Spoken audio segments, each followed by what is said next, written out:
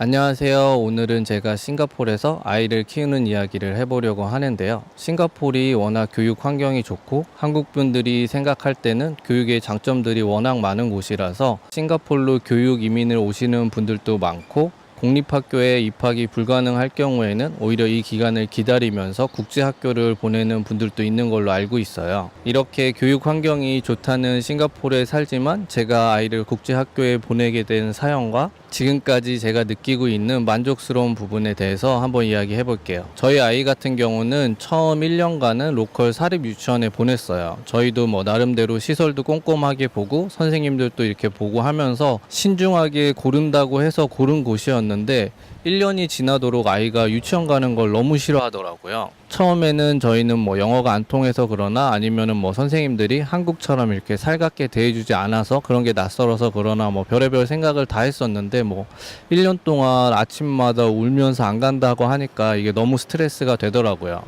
그래가지고 결국에는 와이프가 너무 힘이 들어서 한국으로 이제 한 2달간 아이를 데리고 가 있었어요. 가끔 저희가 한국에 가면 이 놀이학교라는 곳을 한 달이나 2달 정도 이렇게 아이를 보냈었거든요. 그래서 한국에서 느끼는 그 한국적인 정서로 아이들을 케어해 주는 거랑 싱가포르에서 케어해 주는 거랑 이런 차이가 또 있나 싶기도 했는데 아직은 뭐 부모랑 떨어지기 싫어서 그랬을 수도 있고 뭐 여러 가지가 있겠지만 저희는 아직까지는 이유를 찾지는 못했거든요. 그렇게 해서 어쨌든 와이프랑 아이가 한국에 가 있는 사이에 저 혼자 이제 옵션들을 알아보기 시작했어요. 현지에서 친구들이 뭐 좋다고 추천하는 뭐 마인드챔이나 아니면 뭐 세인 제임스나 뭐 이런 데들도 다 구경을 해보고 뭐 여기저기를 다녀봤는데도 아이가 좋아할 만한 환경이 어딜까 이렇게 딱 마음에 드는 곳이 눈에 들어오진 않더라고요.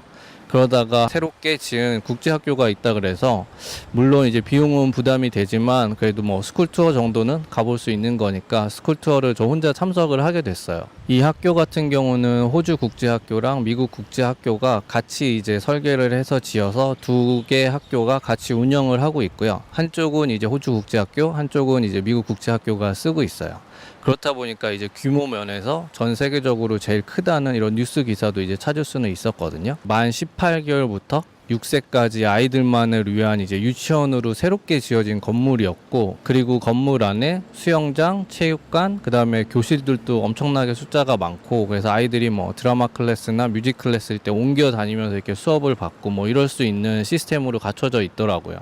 그리고 학교 안에 아이들만 사용할 수 있는 놀이터들이 뭐 몇 개 이렇게 다 잘 갖춰져 있고, 그래서 제가 봤을 때는 뭐 어른의 눈에서는 시설이 이제 제일 먼저 눈에 들어오더라고요. 이렇다 보니까 뭐 부모 입장에서는 뭐 욕심이 생기고 눈에 일단 들어오는 것들이 너무 화려하고 좋다 보니까 이제 좀 마음을 뺏기긴 했었어요. 그리고 두 번째는 제가 선생님들한테 조금 느낀 건데요. 로컬 유치원 같은 경우는 아이들이 아직 어린데도 조금 스트릭한 면이 눈에 보였어요. 제가 뭐 드랍오프를 한다거나 픽업을 할 때 보면 아이들이 선생님의 지시에 따라서 이렇게 함께 일사불란하게 움직이고 자유롭게 뛰논다기보다는 조금 선생님의 집중을 하고 뭔가 이렇게 통제하에 이루어지는 모습들이 많이 보였거든요. 스쿨 투어를 하다가도 제가 어떤 아이를 한 명 봤는데 그 아이만 따로 떨어져서 장난감 자동차를 만지고 있더라고요. 그런데 선생님이 이 아이를 좀 이렇게 통제해가지고 다 같이 하게 이렇게 일부러 만드는 게 아니라 아이한테 가서 왜 우리가 지금 이걸 같이 해야 되는지, 지금 너는 뭘 하고 있는지 이렇게 물어보고,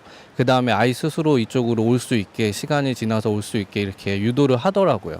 그래서 그런 면을 보니까 제가 그전 유치원에서 1년간 봤던 좀 아이들을 이렇게 인솔하고 통제하려는 모습이 주였다면, 여기 같은 경우는 좀 더 자율성이나 아이들 스스로 결정할 수 있는 독립성을 이렇게 키워주려는 그런 모습들이 조금 보이더라고요. 그런데 이게 어떻게 보면 뭐 서양 특유의 그런 거 있잖아요. 모티베이션 시키고 뭐 아이들이 스스로 할 수 있게 이렇게 해주는 그런 이제 문화적 차이? 이런 것 때문에 뭐 그냥 그렇게 보였을 수도 있을 것 같아요. 그 다음은 조금 질병하고 관련된 건데, 그전 유치원은 1년 동안 그런 수족구나 아이들 감기나 이런 거 걸린 친구들이 너무 많았어요. 그래서 수족구도 뭐 2달에 한 번 정도 계속 이렇게 터져가지고 그 부모님들 어플로 이렇게 경고 메시지가 오더라고요. 그래서 한 번은 너무 스트레스를 받아가지고 아이를 한 2주 정도 유치원에 그냥 안 보내고 저희가 데리고 있었거든요. 그리고 원장도 이런 컴플레인을 조금 받아들여줘서 저희가 2주 동안 보내지 않았는데 이제 그에 해당하는 기간만큼 저희한테 유치원비를 환불을 해줬었어요. 뭐 그 정도로 아이들 관련된 질병들도 조금 자주 생기고, 아무래도 싱가포르 같은 경우는 이제 맞벌이들도 많고 하다 보니까 아이들이 정말 아프지 않으면 기침을 한다거나 콧물이 있어도 그냥 아이를 유치원에 보내는 분위기인 것 같더라고요. 그래가지고 아이도 너무 자주 아프고 이래서 그게 조금 불만이었는데, 여기 같은 경우는 뭐 수족구 같은 것도 한 번도 터진 적이 없다고 하더라고요.